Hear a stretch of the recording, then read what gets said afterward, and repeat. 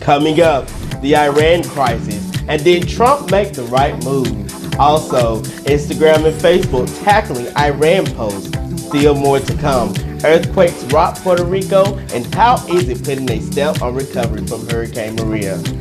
Today is Saturday, January 11th, 2020, and you're watching the ABTV Morning Show.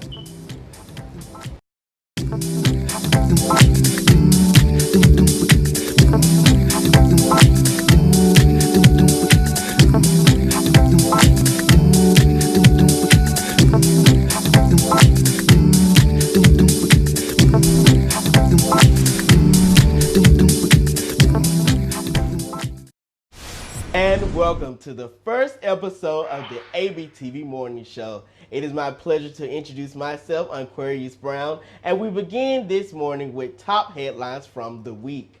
First off, the Iran and how Trump handled the situation. NBC correspondent Kelly Fox has more on this top story. As President Trump backed away from the brink of military action today, he still had plenty of tough talk for Iran. Your campaign of terror, murder, mayhem will not be tolerated any longer. Vowing stiff new sanctions and pledging not to let Iran obtain a nuclear weapon. We will never let that happen.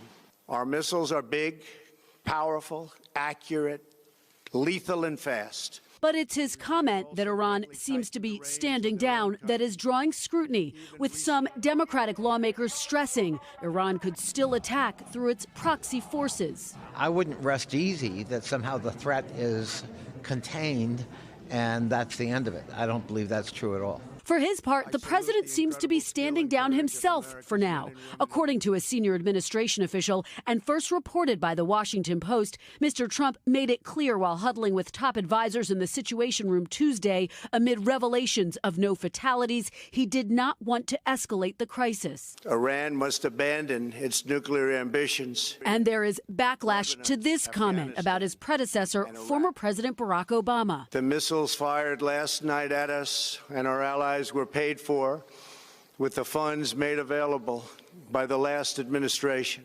That's a reference to Iran's money that was unfrozen as a part of the Iran nuclear deal, a deal negotiated by former President Obama and ripped up by President Trump. Today, a former top Obama official firing back. This is another series of despicable lies by President Trump.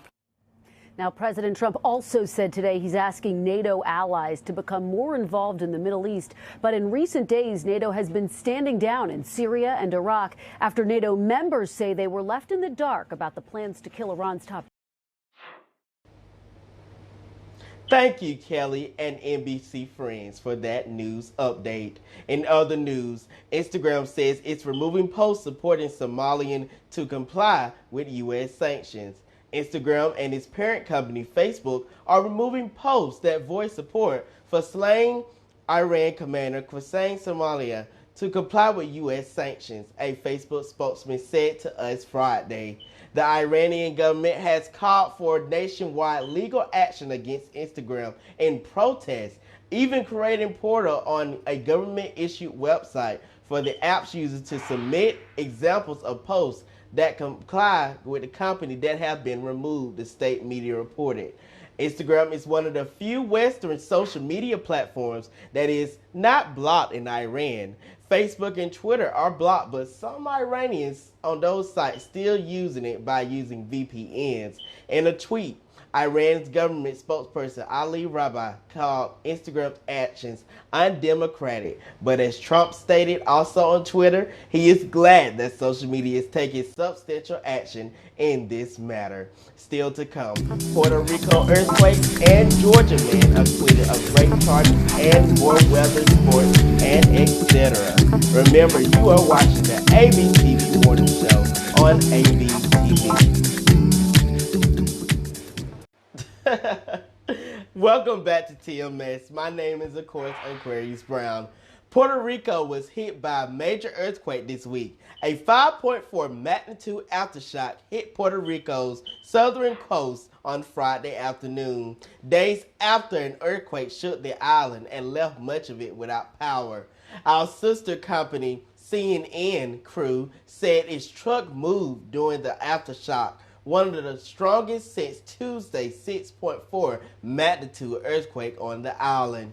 The aftershock came as the Federal Emergency Management Agency, or FEMA, is making aid available and assisting the damage and assessment after the quake rocked the island before dawn on Tuesday. It was one of about 500 earthquakes in a magnitude of 2 or greater that have rattled the area since December 28th, according to the U.S. Geological Survey.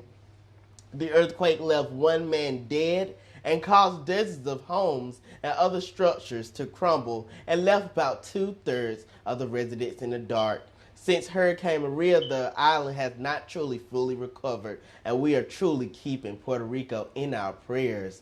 In some good news this morning, a Georgia man who served 17 years of a 20-year sentence has been finally exonerated from all his rape conviction charges and released from prison after a judge agreed that new analysis of DNA evidence clears him. Kerry Robinson is his name. 44, walked out of prison in southern Georgia on Wednesday into the arms of his sister, his son, and other supporters, hours after Colquitt County judge vacated his 2002 conviction sentence. Modern-day DNA technology has further confirmed what we've known for a long time. Kerry Robinson is an innocent man. One of his lawyers, Rodney Zell, said in a news release to ABTV from Georgia Innocence Project, which helped push for Robinson's exoneration. Robinson said, "I am truly grateful that new technology is finally able to meet the incredible high thresholds for wrongfully convictions in Georgia," both of them said. Now, let's check in with our rapidly changing weather. And you know, it's very unseasonable here in Georgia and nationwide. Let's check in on that right now. You're watching ABTV Morning Show.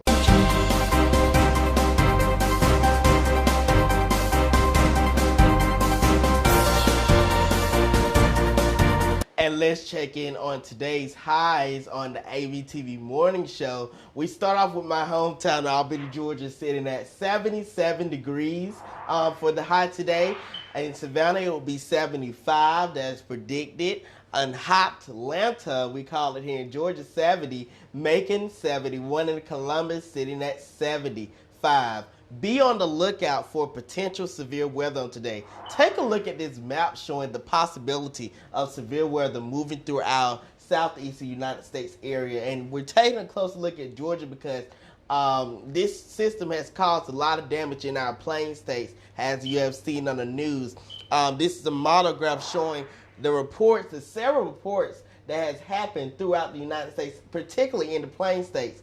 We know that in Southwest Georgia, we need to take this seriously because we know what happened. Let's get in on our daily model showing our 5 to 4 day forecast, and we'll be back at you right here on the ABTV Morning Show.